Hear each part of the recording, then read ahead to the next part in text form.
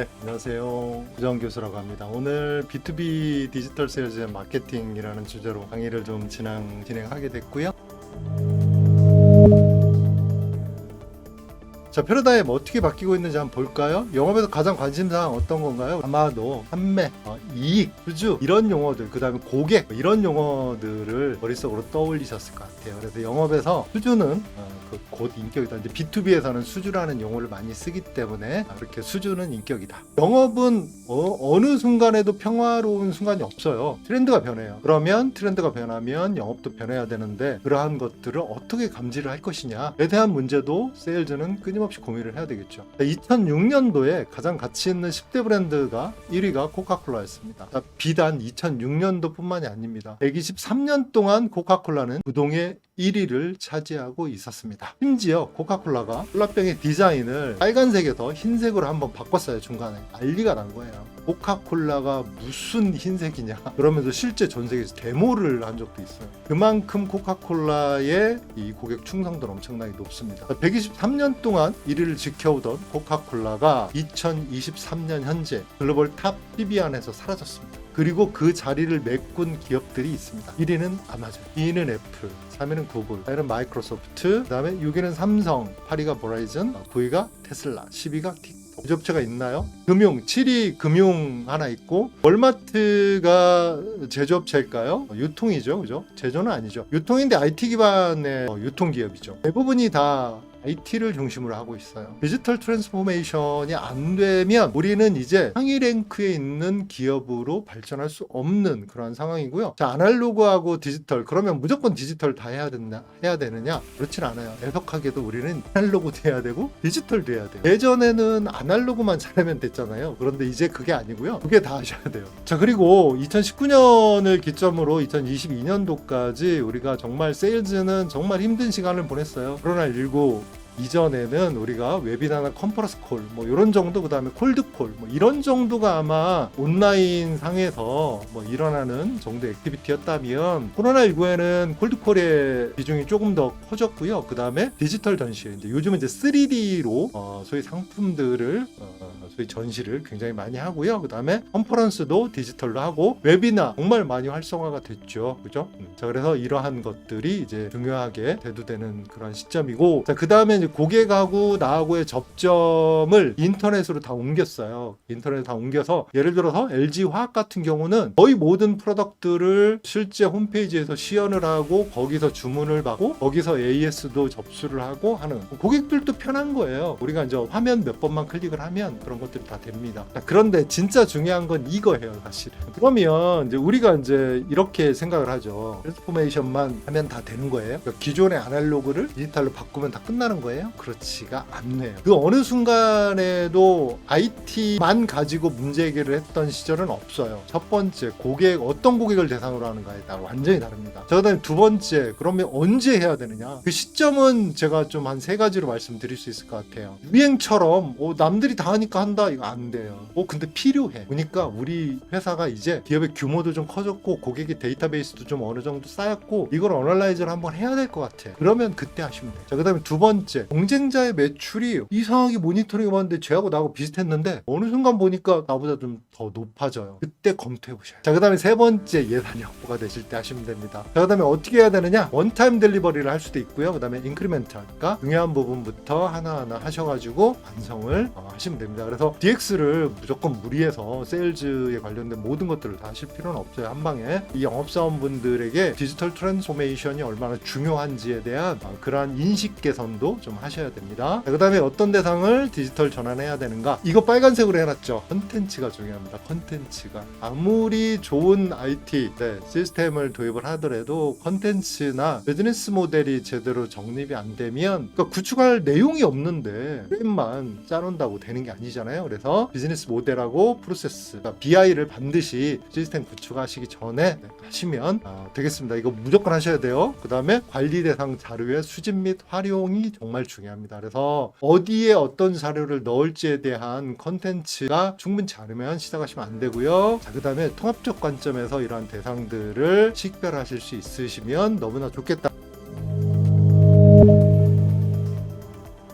이게 바로 이제 SPC 모델인데요. 이거는 우리 회사의 상황에 따라서 얼마든지 수정해서 쓰실 수 있습니다. 그래서 제가 이거 개발한 거니까 뭐 100% 이게 맞다 이건 아니에요. 그런데 영업 교육을 할래도 뭐 예를 들어 연구를 할래도 컨설팅을 할래도 혹은 영업 사원들을 평가를 할래도 뭐 프레임워크가 없어요. 그래서 제가 만든 겁니다. 맨 앞에 이제 개인 영업 역량이 있어요. 이게 안 되면 뒤에 게 아무 소용없어요. 개인 영업 역량을 올리려면 어떻게 해야 되느냐? 조직의 지원도 있어야 되고 개인의 동기도 어느 정도 부여가 되어져 있어야 됩니다. 개인의 영업 역량이 뛰어나면 뛰어나다는 전제하에 그리고 조직이 지원이 잘 되고 동기부여가 잘 됐다는 하에 조직 내부의 전략을 이해를 잘 하셔야 되고 전략을 셋업을 잘 하셔야 된다. 두 번째, 외부 환경 변화에 대해서 굉장히 분석을 잘 하셔야 된다. 세 번째, 고객에 대한 이해도 굉장히, 이거는 뭐 영업은 이퀄 고객이잖아요. 그래서 고객에 대한 이해를 잘 하셔야 되는데, 그 다음에 경쟁자에 대한 이해들, 뭐 이런 것들이 이제 핵심적인 상황이고, 물론 이거 외에도 엄청나게 많은 요인들이 이제 있을 수가 있겠죠. 그죠? 그 다음에 이제 영업의 성과, 소위 말해서 이게 체인이거든요. 그래서 세일즈 퍼포먼스 체인이기 때문에 잘 엮여져서 돌아가면 영업의 성과를 낸다. 그런데 영업의 성과도 두 가지로 나눌 수 있어요. 하나는 뭐냐면, 여기는 좀 이제 뭐 어려운 말 썼는데요. 성과를 활용한다. 그다음에 탐색한다. 활용은 익스플로이테이션이라는 용어를 쓰고요. 탐색은 익스플로레이션이라는 용어를 써요. 그러면 활용은 뭐예요? 기존 고객분들을 잘 활용을 하는. 그 다음에 탐색은 뭐예요? 신규 고객을 탐색을 계속 하는 거예요. 이거에 대한 밸런스가 맞아야 되는 거고요. 이렇게 해서 이제 이러한 내용들을 가지고 저는 이제 영업사원들을 평가도 하고요. 그 다음에 또 조직의 지원은 영업사원들이 평가를 할 수 있겠죠. 걔네 동기부여 수준도 평가할 수 있죠. 그 다음에 조직 내부의 전략, 뭐 고객에 대한 고객분들한테 직접 설문도 받을 수 있어요. 이런 거 다 할 수 있습니다. 그러면 제가 이제 어떠한 리서치를 그동안 좀 했는가에 대한 것들을 간략하게 좀 설명을 해드리도록 할게요. 이거는 이제 이런 차원으로 봐주시면 좋을 것 같아요. 세일즈를 더 이상 감으로 하시면 안 되고요. 명확한 근거로 강의도 해야 되고 그 다음에 기준도 세우셔야 될 것 같아요. 그래서 제가 이걸 데이터화를 좀 많이 시켰어요. 그래서 여기 SPC를 중심으로 해서 물어봤어요. 영업사원들한테 물어봤어요. 영업활동에서 가장 힘든 게 어떤 거냐 쭉 물어봤고요. 그 다음에 영업활동에 있어서 가장 중요한 거 어떤 거냐, 그 다음에 필요 역량 및 지식은 어떤 거냐, 교육을 통해서 얻고 싶은 게 뭐냐. 그래서 이거를 이제 숫자로 우선은 컨버팅을 합니다. 쭉 컨버팅을 해서 이걸로 보시면 될 것 같아요. 실제 영업 현장에서 우리 영업하시는 분들이 제일 필요로 하는 거는 역시 퍼스널 스킬에 관련된 것이 제일 중요했어요. 저는 좀 깜짝 놀랐던 게 전략에 대한 이해하고 고객에 대한 이해가 이렇게 높게 나올지는 몰랐어요. 그런데 굉장히 중요하게 생각하시는 것 같아요. 특히나 이 설문 자체가 B2B였기 때문에 이렇게 나온 것 같아요. 영업 성과는 사실 그 요인 자체로 분석을 할 필요는 없어요. 왜 그러냐면 모든 것들이 다 영업 성과를 지향을 하는 거기 때문에. 그렇죠? 자, 그다음에 이제 두 번째 리서치. 요거는 이제 통계를 제가 돌린 겁니다. 이렇게 복잡한 그림 통계 돌려가지고 봤더니 쭉 이렇게 이제 좀 요거 가지고 설명을 드릴게요. 파란색 선으로 된 거는 유의미한 거고요. 점선은 유의미하지 않은 거고, 빨간색 선은 마이너스로 유의미한 거예요. 이거 보니까 개인 영업 역량이 실제 전략적 요소에서 굉장히 다 중요해요. 그래서 개인 영업 역량이 높으신 분들이 가운데 있는 내부 전략, 외부 환경, 고객에 대한 이해, 경쟁자에 대한 이해도 다 높으셨어요. 여기 보시면 내부 전략의 이해, 고객에 대한 이해가 신규 성과하고 기존 성과 모두에게 굉장히 유의미했어요. 오히려 경쟁자에 대한 이해가 기존 성과의 마이너스예요. 어떤 때는 뭐냐면 경쟁자를 너무 인식한 나머지 우리의 비딩 프라이스를 낮춰버리고 우리의 서비스를 낮춰버리고 이러면 오히려 성과가 떨어져 버려요. 그 다음에 리서치 3. 자, 그 다음에 이제 리서치 3는 뭐냐면 조직의 지원하고 개인의 동기부여에 관련해서 제가 연구한 건데요. 조직의 지원이 단독으로 성과의 조절 효과를 갖지 않았어요. 그리고 조직이 지원을 많이 하면 영업 성과가 높으냐? 그렇지 않다는 거죠. 그 다음에 개인이 동기부여가 잘 되면 영업 성과가 높으냐? 그렇지 않다는 거예요.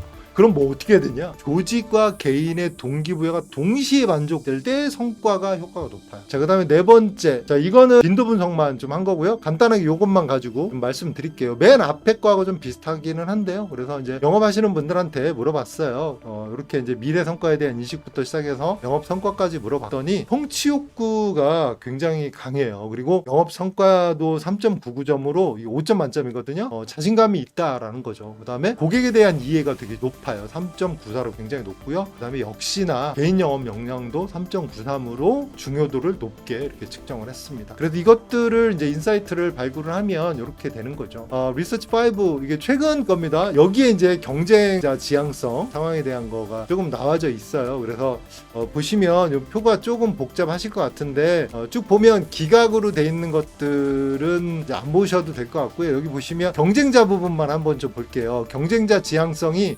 영업 성과, 그다음에 정량 목표 달성, 그다음에 기존 고객 성과, 신규 성과, 네, 이렇게 영향이 있느냐? 있대요. 코로나19 전에는 어땠어요? 경쟁자 지향성이 그렇게 없었어요. 영향이. 그런데 코로나19가 끝나고 난 다음에 이제 어때요? 뜨끔한 거예요. 그래서 경쟁 환경도 굉장히 중요하더라라고 이제 인식이 되기 시작을 했습니다. 자, 그래서 인사이트는 기업 수준의 요인인 전략 지향성과 경쟁자 지향성이 조직 몰입에 아주 영향이 있다. 그다음에 개인 수준의 요인인 고객 지향성과 관계 지향성은 조직 몰입에 유의미한 영향을 보이지 않았고요. 직무 만족에 유의미했습니다. 그리고 고객 지향성은 기존 고객한테 굉장히 유의미했어요. 그 다음에 또 재밌는 상황이 뭐냐면 고객 지향성은 신규 성과하고 정량 목표 달성에 유의미하지 않았어요. 이건 보통은 우리가 고객한테 잘하면 성과 올라간다고 그랬잖아요. 그렇지 않았어요. 대신 고객 지향성은 관계 지향성하고 굉장히 유의미한 영향이 있었어요. 성과는. 그래서 우리가 저도 뭐 영업을 하면서 느낀 건데 단순히 우리가 고객 만족을 하는 것보다는 고객하고 관계를 어떻게 잘 구축을 하느냐가 영업 성과에 훨씬 롱텀으로 좋은 영향을 미쳤었거든요. 그래서 그거를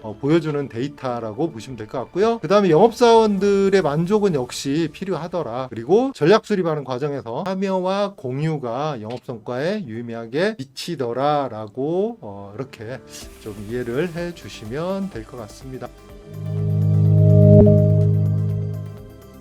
네, 다음은 이노비 파트너스에서 개발한 B2B 세일즈 프로그램 소개해 드리도록 하겠습니다. DX 시대의 B2B 세일즈 전략이 변화하고 있는데요. 고객들은 구매 프로세스 단계에서 다양한 채널을 활용하고 있고 이 중 원격이나 디지털 서비스를 활용하는 비중은 66% 이상이라는 설문조사 결과가 있었습니다. 이를 선호하는 이유는 기회비용 절약이 되거나 안정성 그리고 스케줄링의 용이성을 꼽는데요. 고객의 니즈가 점점 바뀜에 따라서 이를 충족하기 위해 가장 효과적인 방식이 무엇인지에 대한 관점이 바뀔 필요가 있습니다. 저희 이노피 파트너스의 B2B 세일즈 교육 프로그램은 DX 시대에 맞춰 데이터 마이닝을 통한 고객 발굴 기법 등 다양한 과정을 보유하고 있는데요.